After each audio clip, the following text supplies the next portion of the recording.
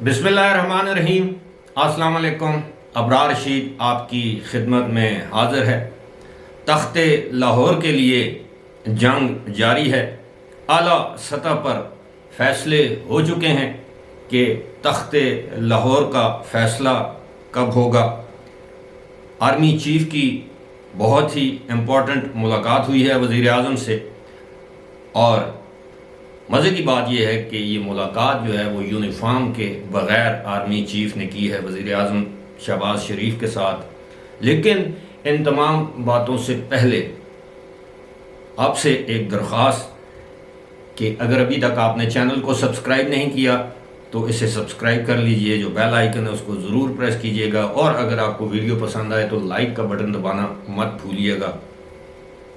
آغاز کریں گے کہ جناب پاکستان کے لیے بہت بڑی خوشخبری میاں نواز شریف اور شہباز شریف کے دورہ سعودی عرب سے پہلے سعودی عرب نے یہ فیصلہ کیا ہے، IMF کو آگاہ کیا ہے باقاعدہ سرکاری طور پر کہ ہم پاکستان کو $2 ارب دینے جا رہے ہیں، اور اس کا اعلان میاں نواز شریف اور شہباز شریف کے دورہ سعودی عرب کے دوران کیا جائے گا۔ صرف $2 ارب کیش کی بات نہیں، دیگر مراعاتی پیکج یعنی ڈیفرڈ پیمنٹس پر تیل کی سپلائی اور پاکستان میں انویسٹمنٹ وغیرہ۔ اسی دورے کے دوران شہزادہ محمد بن سلمان کے پاکستان کے دورے پر بھی بات ہوگی۔ انہیں پہلے ہی دعوت دی جا چکی ہے، اگر آپ کو یاد ہو تو گزشتہ سال نومبر کے 20 یا 22 نومبر کو انہوں نے پاکستان کا دورہ کرنا تھا، لیکن آپ کے علم میں ہوگا کہ انہوں نے یہ دورہ منسوخ کر دیا۔ اس کی وجہ یہ تھی کہ عمران خان کا لانگ مارچ اسلام آباد کی جانب جاری تھا۔ اب یہ جو $2 ارب ہیں، بظاہر یہ پاکستان کی جو ڈوبتی ہوئی معیشت ہے اس کے لیے بہت امپورٹنٹ ہے، بظاہر ہی نہیں بلکہ در حقیقت۔ لیکن اس کی ٹائمنگ کتنی زبردست ہے کہ IMF کا اجلاس ہونے جا رہا ہے واشنگٹن میں، جس میں پاکستان کے وزیر خزانہ اسحاق ڈار شرکت کریں گے۔ 10 تاریخ کے آگے 11، 12، 13، 14 اپریل کو یہ اجلاس ہوگا، اور 10 تاریخ کے بعد یہ دورہ متوقع ہے جو دونوں بھائیوں کا۔ اور یاد رہے کہ میاں نواز شریف بھی شاہی مہمان ہوں گے، اور محمد بن سلمان اور سعودی فرمانروا شاہ سلمان ان کی میزبانی کریں گے۔ اب اس دورے سے یا اس اناؤنسمنٹ سے آپ کو پتہ چل گیا ہوگا کہ سعودی عرب کی منشا کیا ہے، خواہش کیا ہے، وہ کیا چاہتا ہے، اور پاکستان کو عین اس وقت کیوں اتنی بڑی امدادی رقم دے رہا ہے جس کا IMF تقاضا کر رہا تھا۔ اور IMF نے پاکستان کو انفارم کر دیا ہے کہ سعودی عرب کی طرف سے انہیں ایشورنس دی جا چکی ہے۔ یہی نہیں، اب UAE بھی $1 ارب پاکستان کو دینے کا اعلان کرے گا سعودی عرب کے ساتھ۔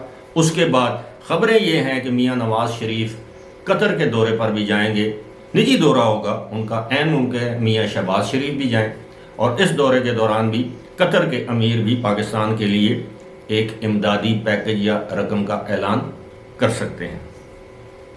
اب بات کرتے ہیں جناب، تخت لاہور کی جنگ جاری ہے، اور اب یہ اعصاب کی جنگ سے بات آگے نکل چکی ہے۔ اب ریفرنسز کی بات ہو رہی ہے کہ جناب جسٹس قاضی فائز عیسیٰ اور جسٹس امین الدین خان کے خلاف مس کانڈکٹ کا ریفرنس دائر کیا جائے گا۔ کوئی مس کانڈکٹ نہیں ہے، فیصلوں پر کوئی ریفرنس دائر نہیں کیا جا سکتا۔ ہاں، اگر کسی کے خلاف کرپشن کا ثبوت ہے، واقعی مس کانڈکٹ ہوا ہے، تو ریفرنس دائر کیا جا سکتا ہے۔ لیکن دوسری جانب اطلاعات اور خبریں یہ ہیں کہ پارلیمنٹ ایک مرتبہ پھر سپریم کورٹ کے 3 رکنی بینچ کے فیصلے کو مسترد کرے گی۔ کابینہ پہلے ہی مسترد کر چکی ہے۔ لوگوں کا کہنا ہے کہ الیکشن کمیشن نے الیکشن کا شیڈیول دے دیا ہے، شیڈیول پہلے بھی دیا تھا اگر آپ کو یاد ہو، لیکن الیکشن وقت پر منعقد نہیں ہو پائے۔ تو کیا اب 14 مئی کو الیکشن کا انعقاد ہوگا؟ میرے جیسے جو جرنلسٹ ہیں جن کو تھوڑی بہت معلومات اور اطلاعات ملتی رہتی ہیں گاہے بگاہے، ان کا یہ ماننا اور خیال ہے کہ الیکشن 14 مئی کو ممکن نہیں ہوں گے۔ اس کے لیے حکومت کسی بھی حد تک جا سکتی ہے۔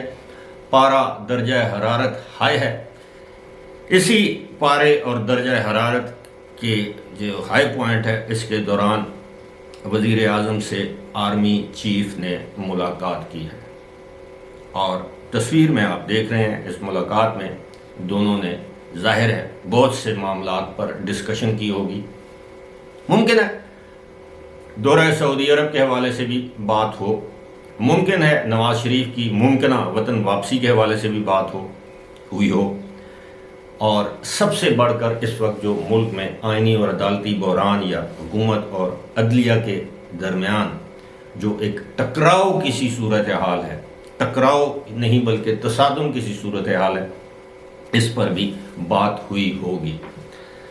مریم نواز، بلاول بھٹو زرداری باقاعدہ نام لے کر ججز کا ان پر تنقید کر رہے ہیں، باقاعدہ نام لے کر سہولت کاروں کے نام لے کر تنقید کر رہے ہیں، واضح طور پر کہہ رہے ہیں کہ جنرل فیض کے سہولت کار آج بھی عدالت میں موجود ہیں، جنرل فیض کے سہولت کار آج بھی بیوروکریسی میں موجود ہیں، مختلف اداروں میں موجود ہیں۔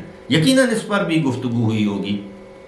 ممکن ہے آرمی چیف نے کہا ہو وزیر اعظم سے کہ جناب اگر آپ کے پاس کوئی ثبوت ہے تو ہمیں دیں، تو ظاہر ہے جنرل فیض کے خلاف اگر ثبوت کسی کے پاس ہو سکتے ہیں تو وہ فوج کا ہی ادارہ ہے، اور سب جانتے ہیں کہ جنرل فیض کے حوالے سے بہت سے ثبوت اکٹھے کیے جا چکے ہیں۔ اور دوسری جانب صوبائی حکومت یعنی پنجاب کی صوبائی حکومت کے محکمہ اینٹی کرپشن نے جنرل فیض حمید کے بھائی نجف حمید، جو کہ پٹواری تھے اور بعد میں نائب تحصیلدار ان کو بنا دیا گیا، ان کے خلاف کرپشن کی تفصیلات مانگی گئی ہیں چکوال کے ڈپٹی کمشنر سے اور راولپنڈی کی ڈپٹی کمشنر سے، کہ ان پر متعدد الزامات ہیں، لینڈ گریبنگ یعنی زمینوں پر قبضہ کرنا اور اپنی آمدن سے بڑھ کر اثاثے بنانا اور آؤٹ آف ٹرن پروموشن لینا، لیکن یہ کافی نہیں ہے۔ کیا جنرل فیض کے بھائی کا بازو مروڑ کر آپ ان کو راہ راست پر لا سکتے ہیں؟ ایسا ممکن نہیں ہے۔ اگر آپ نے جنرل فیض کے سہولت کاروں کا راستہ روکنا ہے تو پھر آپ کو جنرل فیض کا راستہ روکنا ہوگا۔ یقیناً آرمی چیف اور وزیر اعظم کے مابین جو 1 to 1 ملاقات ہوئی ہے، اس میں یہ چیزیں ڈسکس ہوئی ہوں گی۔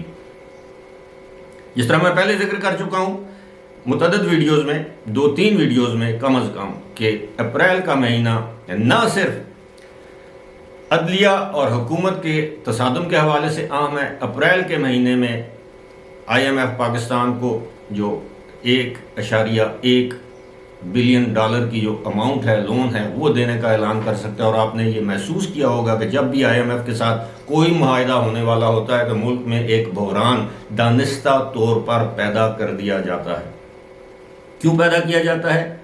یہ آپ سب جانتے ہیں کہ بہت سی قوتوں کو پاکستان میں سیاسی استحکام اور معاشی استحکام برا لگتا ہے۔ وہ نہیں چاہتے کہ پاکستان میں سیاسی استحکام ہو اور معاشی استحکام ہو، وہ چاہتے ہیں کہ پاکستان اسی طرح آکسیجن پر رہے، پاکستان اسی طرح لڑکھڑاتا رہے۔ لیکن اب چونکہ میں نے بتایا ہے کہ اپریل کا مہینہ پاک فوج کے لیے بھی بڑا امپورٹنٹ ہے، کہ اپریل کے مہینے میں بہت سی امپورٹنٹ تعیناتیاں بھی ہونی ہیں۔